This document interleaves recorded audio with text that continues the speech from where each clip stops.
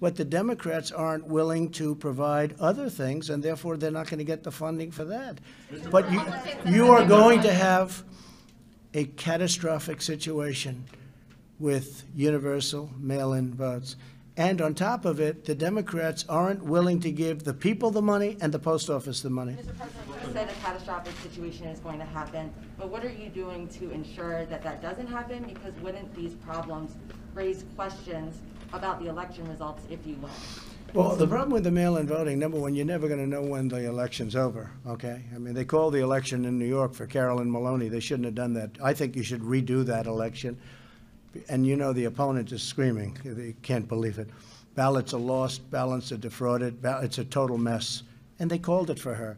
The reason is because I've been using it as a case. I've been using it as a case. So, look, we are going to have an election that takes place on a beautiful day, November 3rd. And usually at the end of the evening, they say, Donald Trump has won the election. Donald Trump is your new president. Whatever they say, you know what? You're not going to know this, possibly, if you really did it right, for months or for years. Because these ballots are all going to be lost. They're going to be gone.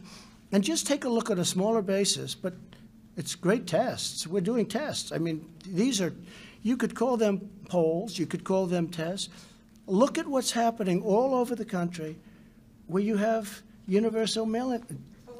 Wait a minute. The ballots are lost. There's fraud. There's theft. It's happening all over the place. Now, we're going to do it with this whole vast, big section of the country. It's crazy.